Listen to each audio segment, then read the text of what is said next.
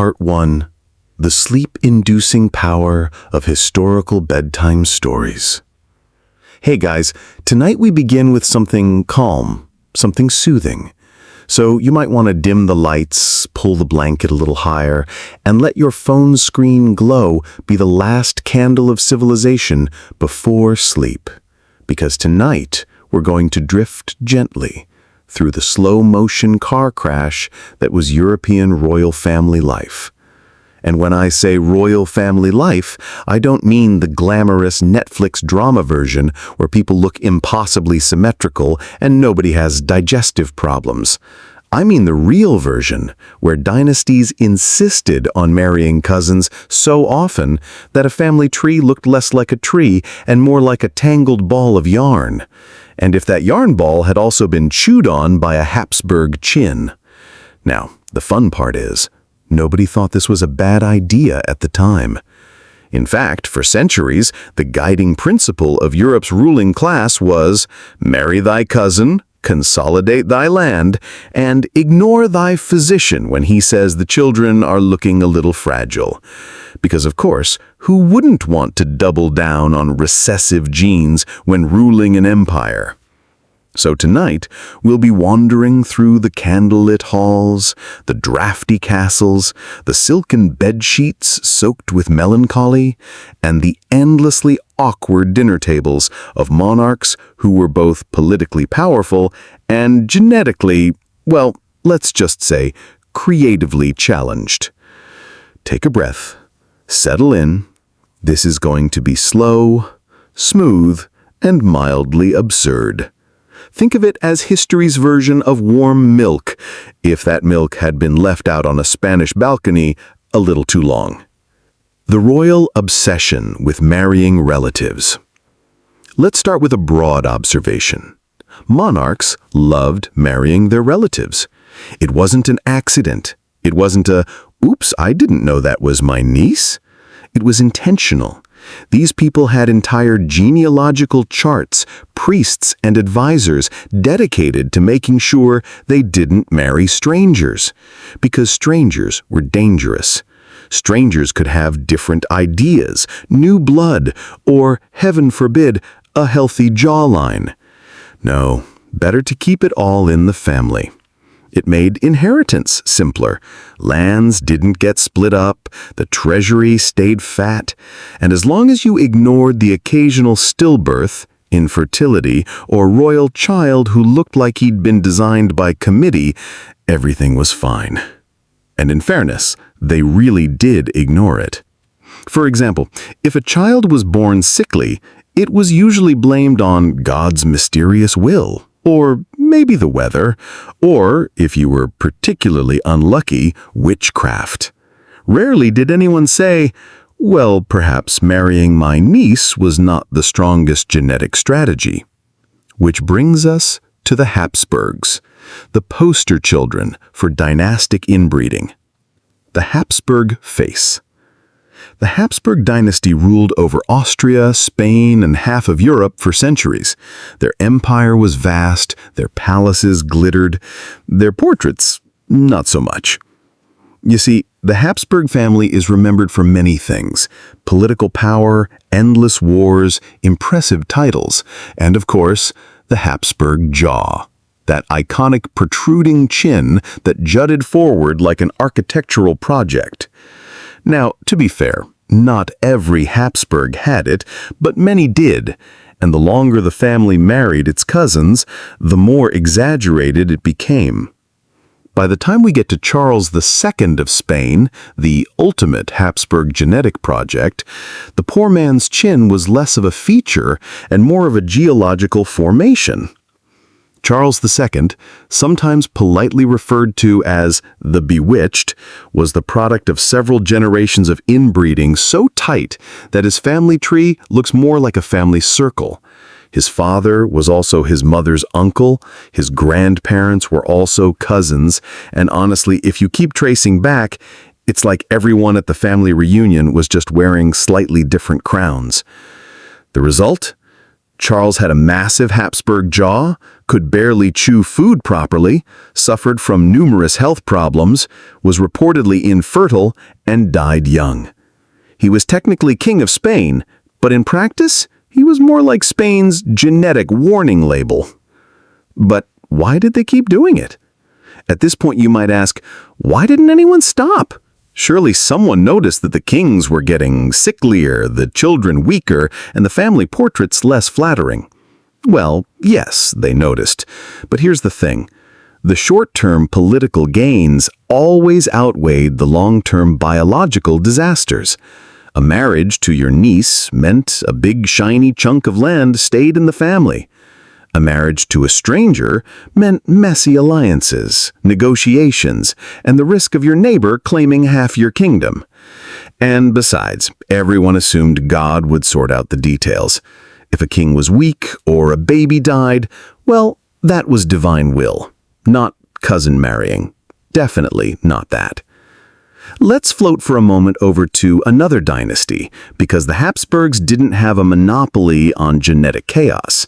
The French Bourbons also loved to keep things cozy in the family.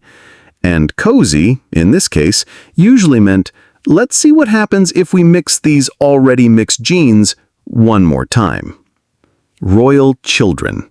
Sad, sickly, and, let's be honest, spoiled beyond reason. Imagine being 6 years old and having 30 servants just to help you get dressed.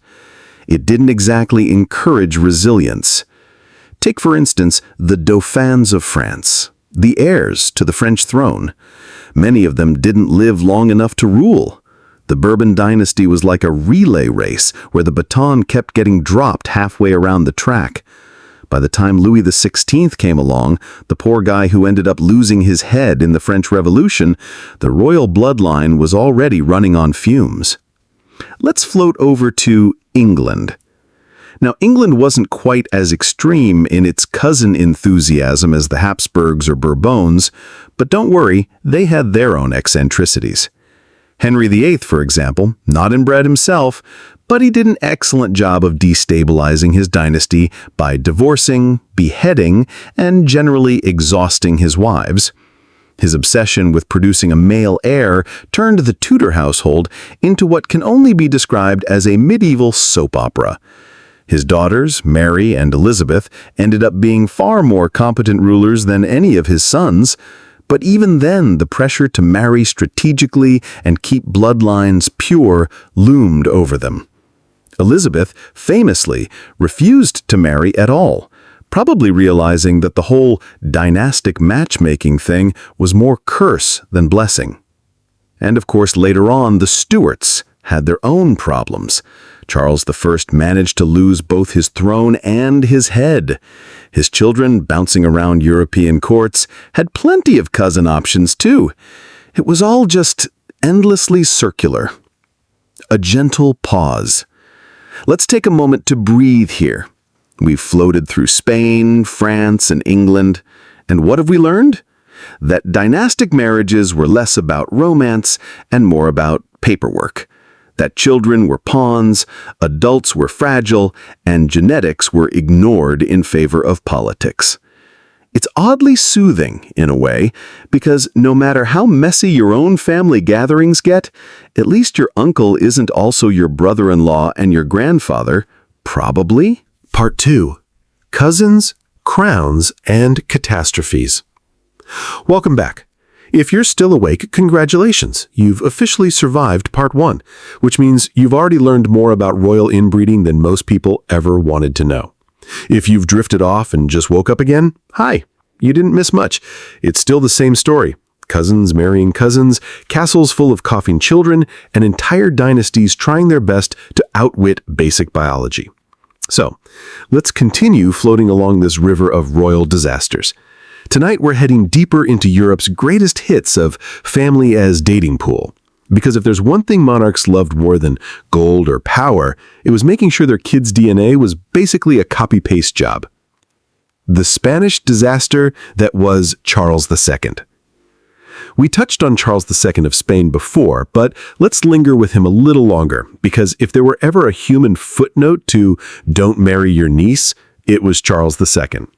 Charles II was born in 1661, the child of Philip IV of Spain and Mariana of Austria. Sounds fine, right? Except that Philip was both Mariana's uncle and cousin. Yes, double duty. If you tried to map Charles's family tree, you'd get dizzy because entire branches just loop back into each other like a very confused pretzel. From the start, Charles was fragile. He didn't speak until he was 4. He didn't walk until he was 8. His jaw was so enlarged from the Habsburg chin that chewing was a genuine ordeal. Imagine being king of Spain, but having trouble eating bread. That's not a great look for an empire already sliding downhill. His tutors described him as both imbecilic and melancholic, which is historian speak for not the sharpest sword in the armory. Despite this, he was still king of Spain for over 30 decades, mostly because everyone else in the dynasty had already died or was too sick to rule. He tried, bless him. He was married twice, but children never arrived. His body simply wasn't up to the job. He died at 38, and with him, so did Spain's direct Habsburg line. The Spanish War of Succession followed because when a dynasty implodes, Europe doesn't pause for a grief period. They just start another war. So, if you ever feel useless, just remember Charles II ruled one of the largest empires in history while barely being able to chew dinner. There's inspiration in that. Sort of. The Bourbon baby boom. While Spain was collapsing under the weight of genetic recycling, France's Bourbon dynasty was having the opposite problem: too many children. Louis XIV, the famous Sun King, wasn't exactly hurting for heirs. He had so many mistresses and illegitimate offspring that Versailles might as well have been the world's fanciest daycare.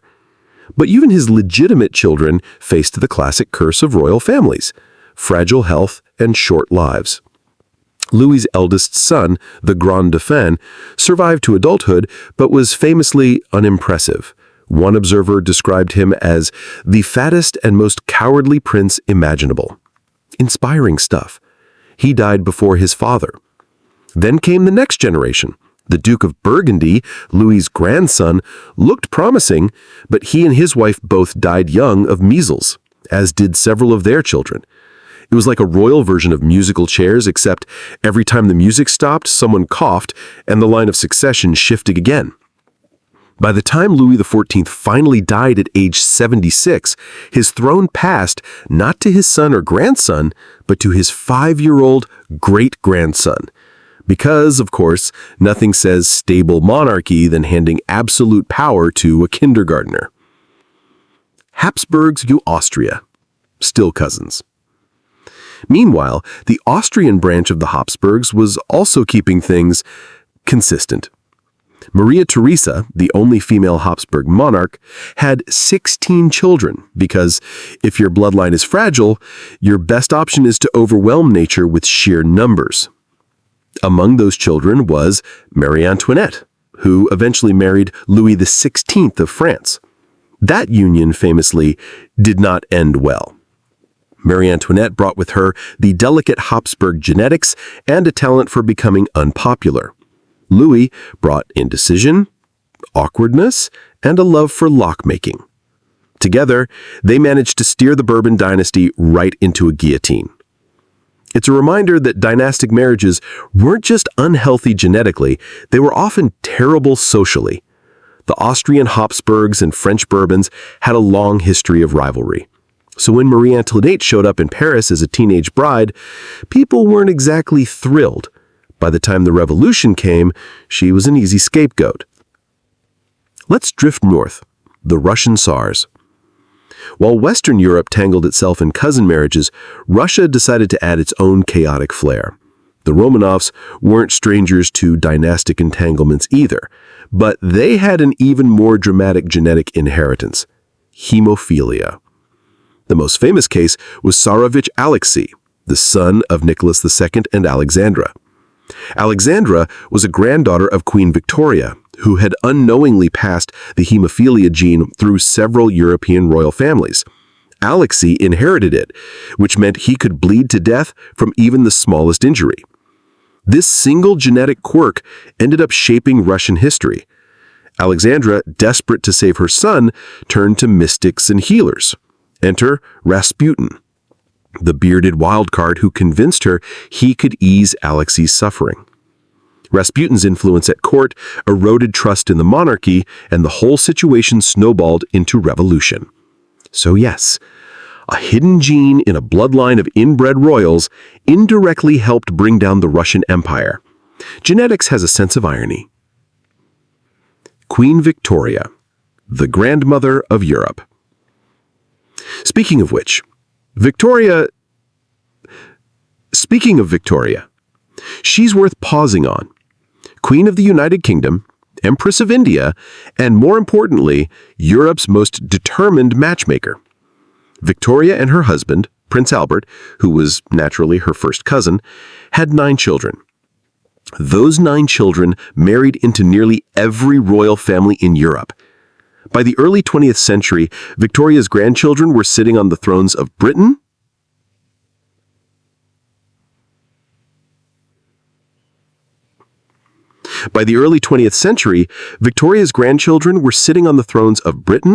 Germany, Russia, Greece, Norway, and Spain. She wasn't just the grandmother of Europe, she was basically its genealogical spider at the center of a very tangled web. And with that web came the spread of hemophilia. Sons and grandsons of Victoria carried the gene into Spain and Russia, causing yet more royal crises. Because when you mix a continent already obsessed with cousin marriage with a hereditary disease, the results are predictably tragic. A moment of reflection. So, here we are. We've drifted from Charles II's tragic jaw, through the Bourbon baby shuffle, over to Marie Antoinette's doomed marriage, and into Russia's bleeding princes. Part 3. The 20th century family reunion nobody wanted. So we floated through the Habsburgs, drifted over the Bourbons, and made a stop at the Romanovs. You'd think by the 20th century, royals might have figured out that marrying within the family was not the secret to genetic strength. Spoiler, they had not. In fact, if you looked at Europe in 1914, just before World War I, it was basically one very large and very awkward family reunion. The monarchs of Britain, Germany, and Russia were all first cousins. That's right, the most devastating war in modern history started, in part, because 3 grandsons of Queen Victoria couldn't get along. It's like if your family group chat accidentally triggered global destruction. Cousin Wilhelm, the Kaiser with the inferiority complex. Let's start with Wilhelm II, the last German Kaiser. He was Queen Victoria's eldest grandchild, born in 1859. And like many royals before him, his birth came with complications. Thanks to a botched delivery, Wilhelm's left arm was permanently withered. Now, plenty of people live full, normal lives with disabilities.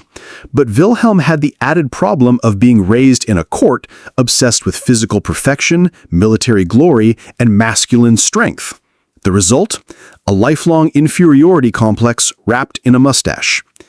Wilhelm spent most of his life overcompensating, trying to prove he was just as strong, just as capable, just as important as everyone else.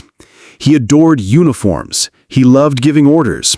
He once cut off diplomatic relations with his own uncle, King Edward VII of Britain, basically because Edward got better press. So, when the delicate web of European alliances unraveled in 1914, Wilhelm leaned right into it. Instead of being the calm, rational cousin who said, "Let's all chill," he was the excitable relative who flipped the table over. The First World War followed. Millions died. Family dinner was never quite the same again.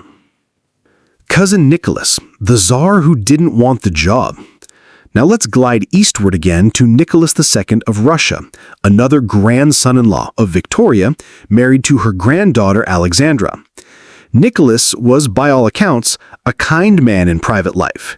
He loved his family, enjoyed long walks, and was happiest at home. which is lovely if you're an accountant or a librarian. Less ideal if you're supposed to run a crumbling empire the size of a continent. Nicholas never wanted to be Tsar. On the day his father died, he reportedly said, "I am not prepared to be a Tsar. I never wanted to be one." Which, if we're being honest, is not the inspirational quote you want from your emperor. Add to that the fact that his only son Alexei had hemophilia, and you get a ruler distracted, anxious, and deeply dependent on the questionable guidance of Rasputin. Nicholas's inability to adapt to modern politics, combined with his fragile family situation, led directly to the collapse of the Romanov dynasty. Cousin George, the one who got lucky. And then there was George V of Britain, another Victoria grandchild. Unlike Wilhelm and Nicholas, George kept things relatively steady. He wasn't brilliant, but he was cautious, steady, and crucially, he lived in Britain, which had a strong parliament and navy to prop him up. George looked so much like Nicholas II that people often confused them in photographs. Same beard, same eyes, same royal resting face. If you put them in the same outfit, it was like one of those spot the difference puzzles. But unlike Nicholas, George managed to keep his throne. He even rebranded his family name during World War I. Since Saxe-Coburg and Gotha sounded a bit too German when you were bombing German cities, he simply changed it to Windsor. Problem solved. It was history's first successful case of brand management saving a monarchy. Victoria's hemophilia web. Let's pause for a moment and appreciate just how far Queen Victoria's hemophilia gene spread. Her son Leopold had it and died young. Her grandsons in Russia carried it, dooming Tsarevich Alexei. Her grandsons in Spain had it, crippling their succession. Other descendants carried the gene quietly, always at risk of bleeding from minor injuries. Victoria, the most prolific royal matchmaker of the 19th century, unknowingly sowed a genetic landmine across Europe's monarchies. And since her children and grandchildren mostly married cousins, the gene had plenty of opportunities to keep reappearing. It's like the world's least fun family heirloom. Spain's Bourbon tragedy continues. Remember how Spain's monarchy collapsed after Charles II? Well, when it returned under the Bourbons, things weren't much better. The family carried Victoria's hemophilia gene too, and by the early 20th century, King Alfonso XIII's sons were affected. One of his heirs, Alfonso, died at 31 after a car accident because even minor trauma was life-threatening. The family line stumbled on, but the specter of genetic fragility hung over Spain for decades. Combine that with political instability, civil war, and dictatorship, and it's safe to say the Spanish monarchy never really got its groove back. The awkward cousin reunion, World War I. So picture it, Europe, 1914. On one side, Kaiser Wilhelm II, fuming with insecurity. On another, Tsar Nicholas II, stressed and indecisive. And in Britain, George V quietly changing his last name and hoping the others wouldn't drag him down. All three were related. They wrote letters to each other, signing Nicky, Willie, and Georgie. They sent birthday gifts. They had shared grandparents. And then within weeks, they were sending millions of men to slaughter each other in trenches. Family therapy might have been cheaper. The slow fade of royal power. After World War I, everything shifted. Wilhelm was exiled. Nicholas and his entire family were executed in a basement. George V survived, but Britain's monarchy was increasingly ceremonial. The age of royal dynasties ruling through cousin marriages was over. They had, quite literally, bred themselves into disaster. The genetics were fragile, the politics unstable, and the people, by now, were simply tired of being ruled by inbred aristocrats with more titles than functioning teeth. A soft landing. So here in the early 20th century, we see the natural conclusion of centuries of dynastic weirdness, from Charles II's doomed jaw to hemophilic heirs bleeding in palaces. The royal obsession with marrying cousins had finally run its course. The monarchies that survived had to adapt, modernize, and finally look outside the family tree for marriage partners. It took a few centuries, a few wars, and more than a few genetic warning signs. But eventually Europe figured out what peasants in small villages had known all along. Sometimes you should just marry someone from the next town over. Part 4. From Cousins to Celebrities, the Modern Monarchy Makeover. So, here we are. We've drifted from medieval castles to awkward cousin weddings, from the Habsburg jaw to the Bourbon baby shuffle, and from hemophilic princes to World War I cousins at war. By the 20th century, Europe's royals were left in a very awkward position. They could no longer marry each other without risking both genetics and public patience. The solution? Slowly, painfully, they started to marry regular people. Well, regular-ish. Some still had titles, some were from minor noble families, and some were just aristocracy adjacent. But over time, actual commoners started appearing in royal wedding photos. This was the beginning of monarchy's new role. Less divine rulers, more reality TV stars with crowns. Britain. The Windsors go mainstream. Let's start with the Windsors, because Britain basically turned monarchy into a Netflix drama decades before Netflix existed.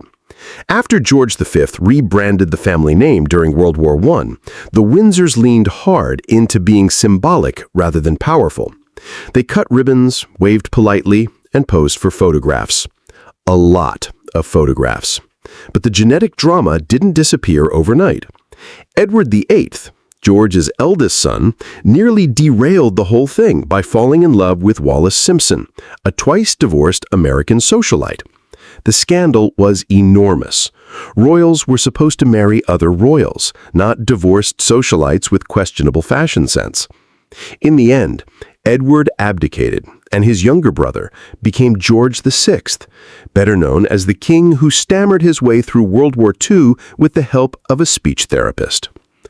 George VI's daughter, Elizabeth II, carried the monarchy into the modern age.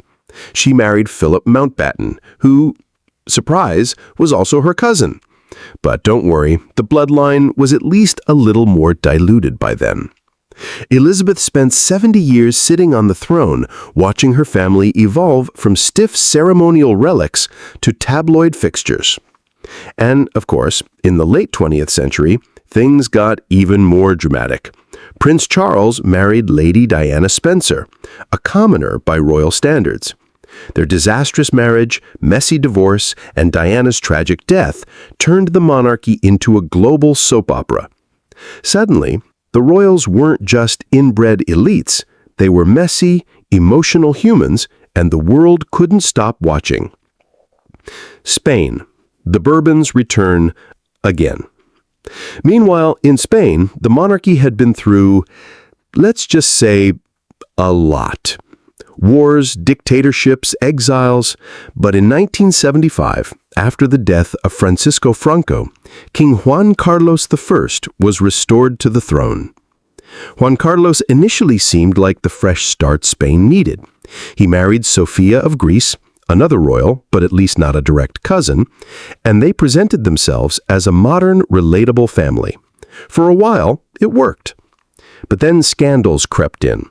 Extramarital affairs, corruption allegations, awkward hunting trips where elephants got shot. Juan Carlos's reputation collapsed. He eventually abdicated in favor of his younger brother, Felipe VI, who married a divorced TV journalist, Leticia Ortiz. Yes, a journalist, a genuine commoner. For Spain, this was groundbreaking, and also mildly scandalous. Scandinavia. Royals with IKEA energy. If you drift north to Scandinavia, the monarchies of Sweden, Norway, and Denmark quietly reinvented themselves as approachable, cozy, almost IKEA-like institutions. The kings and queens there increasingly married outside of traditional aristocracy. In Sweden, King Carl XVI Gustaf married Sylvia Sommerlath, a German-Brazilian translator. Their children went even further. Crown Princess Victoria married her personal trainer. Prince Daniel was literally the guy running the royal fitness classes before he became the future king's husband. That's one way to do career advancement. Norway's Crown Prince Haakon married Mette-Marit, a single mother with a background that would have scandalized earlier dynasties. Today, they're seen as refreshingly normal. Denmark, similar story. The royals embraced commoner spouses, public service, and the occasional tabloid headline. Nobody seemed to mind too much, probably because Scandinavians are too busy being chill about everything. The decline of dynastic weirdness. So what do we see? By the late 20th century, the genetic catastrophes of the Habsburgs and Bourbons had faded into cautionary tales. The new royal strategy was clear. Marry healthy outsiders, have photogenic children, and smile for the cameras. No coughing, chiefly. Of course, the old cousin marriage tradition still left traces. Queen Elizabeth II and Prince Philip, for example, were both great-great-grandchildren of Queen Victoria. That's not exactly unrelated, but compared to Charles II's parents, it's practically a blind date. The key difference was that modern medicine, broader gene pools, and, let's be honest, public scrutiny forced royals to adapt. No more looping family trees, no more fragile hemophilic heirs, just regular rich people with tiaras. Royals today, crowned celebrities. Now, in the 21st century, monarchy is less about ruling, more about branding. Weddings are broadcast like Super Bowls. Babies are Instagram sensations before they can walk.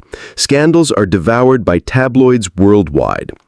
Harry and Meghan, William and Kate, Felipe and Letizia, Victoria and Daniel.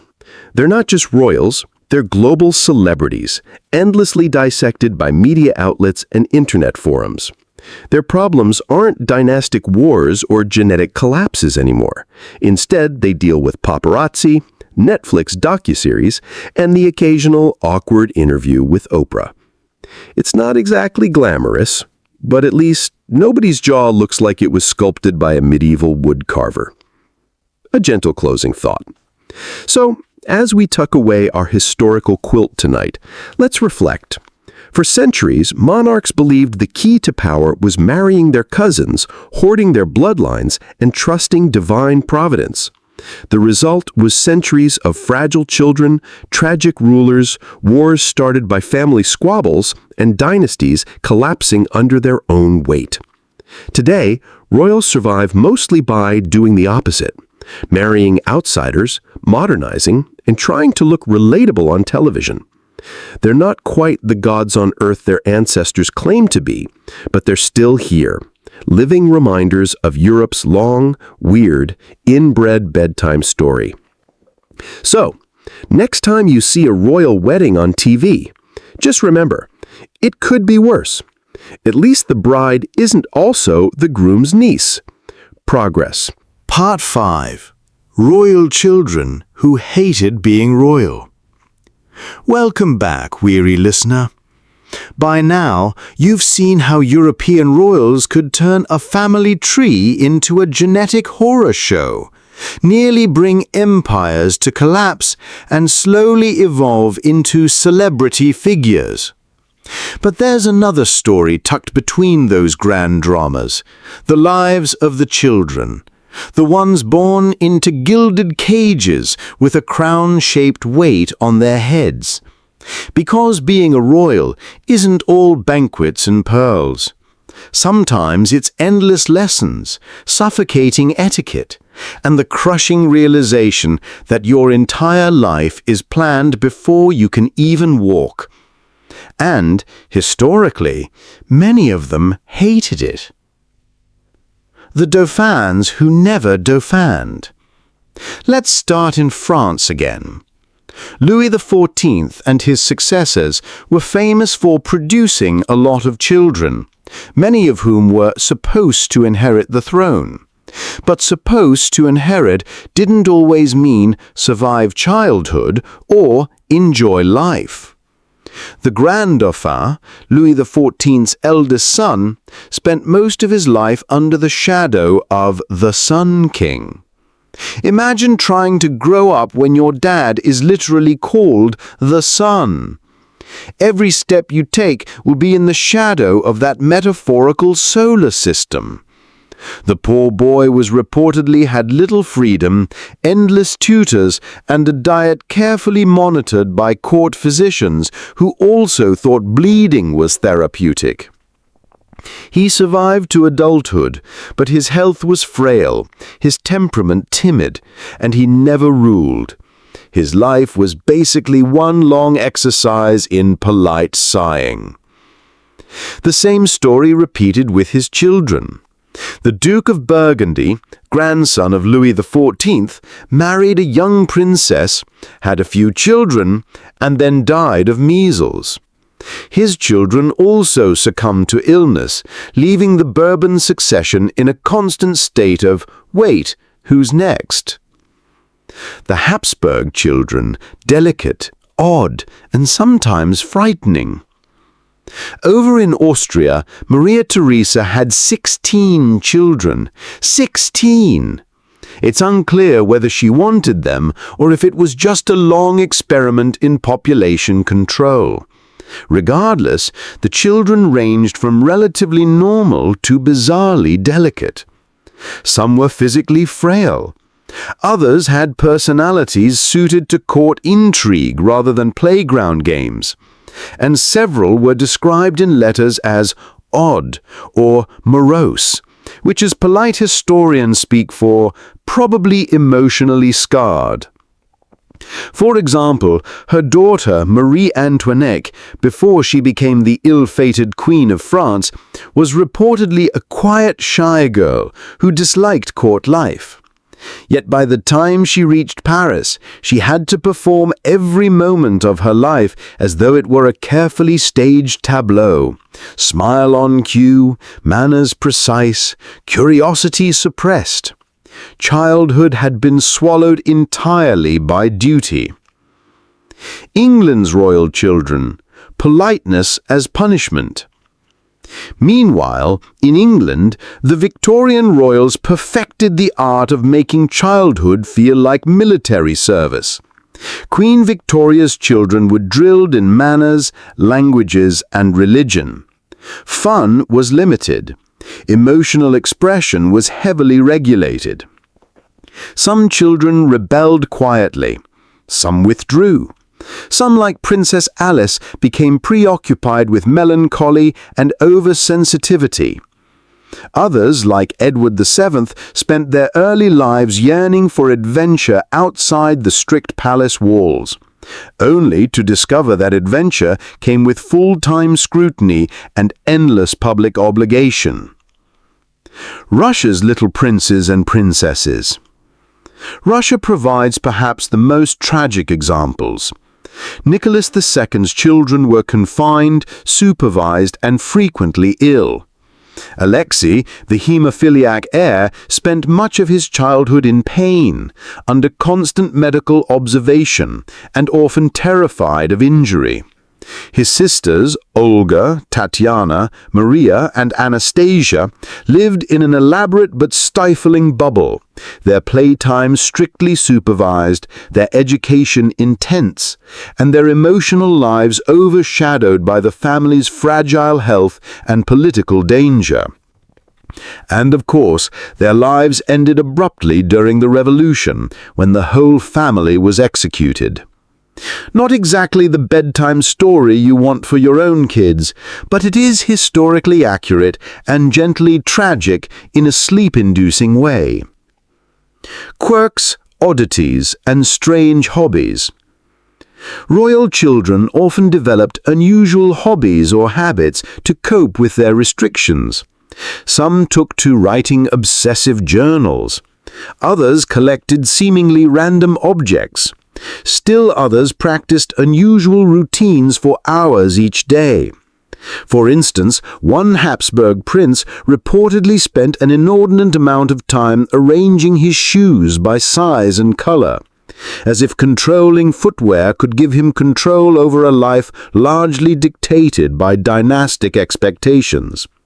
Another Bourbon child refused to eat unless food was arranged in symmetrical patterns on the plate.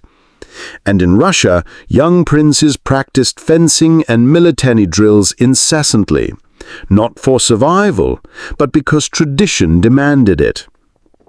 These habits, while peculiar, were often the quiet rebellion of children trapped in a world designed to prioritize duty over play. A gentle observation. So what can we take from all this? Childhood among royals was rarely carefree. It was structured, monitored, and often deeply isolating. The expectations were enormous, the freedoms minimal, and the emotional burdens profound. Yet there's a certain soothing symmetry to it when viewed from a distance. These children, raised in impossibly strict environments, often went on to continue the cycle, marrying cousins, producing heirs, and ensuring that history had another chapter of mildly tragic dynastic intrigue. It's like watching a very slow, centuries-long ripple effect.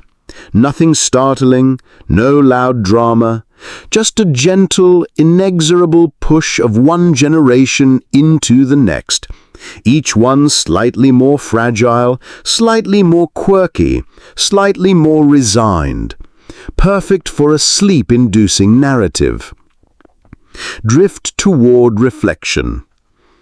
As we let these images settle, the tiny, frail princes, the odd habits, and the endless tutors, and the weight of crowns on children too young to understand them, we can appreciate the pattern. Dynasties were not just about kings and wars. They were about human beings, often small, delicate, and constrained, trying their best to navigate worlds they did not choose. And in a way, this makes their stories oddly comforting, because it reminds us that history is not only battles, treaties, and politics. It is also mundane, tedious, and deeply human. Children learn, grow, struggle, and sometimes fail quietly, even if the stage they inhabit is gilded and enormous. Part 6. Royal adults who were essentially dysfunctional. Welcome back. If you're still awake, congratulations. You've survived 5 parts of Europe's most delicate and awkward dynasties. Now we shift our focus from the tiny princes and princesses to their adult counterparts. Because if childhood was confined and quirky, adulthood was, well, let's just say it added layers of emotional chaos and eccentricity. Royal adulthood often meant having almost unlimited resources, extremely limited freedom, and the constant expectation that every personal whim must somehow serve the family legacy. This combination is perfect for creating mild, slow-burning dysfunction. Temper tantrums in ballrooms, obsessive habits in palaces, and political decisions dictated by mood swings. All of it gentle enough to make you nod off while listening. Louis XIV, the Sun King who never dimmed. Let's start with Louis XIV, because no discussion of adult royal eccentricity is complete without him. Louis ruled France for 72 years, which is enough time for a ruler to grow fond of very specific routines. Louis adored spectacle. He spent hours each day being dressed, waved at, and admired. He loved architecture, ballet, and intricate etiquette to the point that even walking across a room became a formal performance.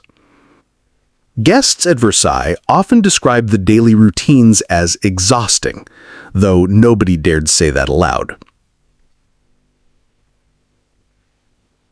And yes, he had mistresses. Many of them. And he spent political time arranging their accommodations, titles, and inheritances with as much care as he arranged state affairs. His life was a continuous balance of duty, indulgence, and micromanaging everyone around him. It was exhausting in a polite, aristocratic way, and strangely hypnotic if you imagine it slowly, like a river of silk and powdered wigs. Charles II of Spain, still bewitched. We already met Charles II in his childhood, but his adult life was similarly delicate. He ruled Spain for 35 years, which in most circumstances would be impressive. But Charles's physical limitations, combined with his fragile mental health, meant that governing was mostly delegated to ministers. He signed documents, nodded politely, and sometimes tried to eat, which, given his Habsburg jaw, was an ordeal. Charles's adult eccentricities weren't flamboyant. They were quietly tragic. He married twice, producing no heirs. He suffered from chronic illness, and for decades the Spanish throne literally waited for someone else to take over. It's like watching a play where the lead actor spends the entire performance off stage. Peter the Great, obsessive and exhausted. Over in Russia, Peter the Great was the kind of adult royal who combined ambition with obsessive-compulsive tendencies. He modernized Russia, built a new capital, and spent hours on inspections, drills, and self-improvement. Peter was also famously intense about personal hygiene. He would sometimes force nobles to bathe, shave, or adopt Western clothing. While admirable in the context of modernization, it also reveals a hint of obsession, bordering on neuroticism. His adult life was a mixture of empire building and relentless, exhausting routines that could easily put a modern listener to sleep. Marie Antoinette, Queen of Melancholy and Excess. Marie Antoinette, once a shy child, became a queen whose life perfectly illustrates adult royal dysfunction. She was trapped in the French court, under constant scrutiny, and forced to embody grace, beauty, and political acumen simultaneously. She indulged in fashion, parties, and gardens, tiny rebellions against her suffocating role. But every act of pleasure was analyzed, criticized, and eventually weaponized by her enemies.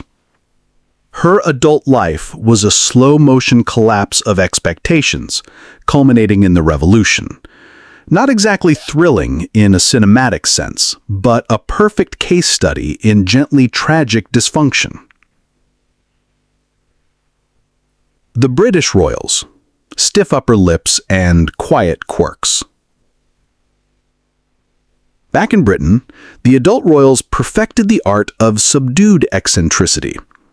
George IV, for instance, was extravagant, indulgent, and physically fragile. He loved art, architecture, and personal luxury so much that he ignored practical governance whenever possible. He was known to overeat, over-decorate, and generally live in a world of personal comfort that was loosely connected to political reality. Queen Victoria, on the other hand, combined extreme discipline with emotional rigidity. Her lifelong mourning for Prince Albert led to decades of melancholy seclusion and the imposition of strict moral codes on her children. Her adult eccentricity was mostly emotional, a slow, persistent melancholia that quietly shaped the British monarchy for generations. Russia's Nicholas II, the timid emperor. Nicholas II, already discussed as a child, continued his delicate tendencies into adulthood. He was indecisive, polite to a fault, and easily influenced by advisors and family members. Running Russia required decisiveness, but Nicholas often deferred decisions, hoping someone else would manage the details. His adult dysfunction was quiet, but catastrophic. Inability to adapt, over-reliance on mystics like Rasputin, and a constant preoccupation with family health. In the end, it didn't just affect his personal life. It affected millions of lives, leading to revolution and the collapse of his dynasty. A slow drift toward reflection. When you look at these adults collectively, a pattern emerges. Many were obsessive, melancholy, indulgent, or frail. Some were eccentric in harmless ways, others were quietly catastrophic. What ties them together is the combination of immense responsibility and minimal personal freedom. They were adults expected to shape empires, manage vast resources, and marry strategically. Yet they often retained the quirks, fragilities, and emotional responses of the children that they had once been. It's a fascinating blend of personal limitation and public duty. And in the context of sleep-inducing storytelling, it's remarkably gentle. Nothing explodes, nothing rushes. The human condition slowly unfolds, one fragile monarch at a time. Gentle closing thought. So, as we let the palace corridors fade into shadow, the candlelight flicker, and the echoes of footsteps soften, we can see history not just as battles and politics, but as a continuous thread of human idiosyncrasy. These royals, with all their quirks, illnesses, and eccentricities, were people trying, imperfectly, sometimes tragically, to navigate worlds far larger than themselves. And that, in the end, is oddly comforting. Because while their lives were extraordinary, their struggles were fundamentally human. And that makes them perfect for a bedtime story. Long, gentle, and slightly sad, but with just enough dry humor to keep your eyelids from closing too quickly.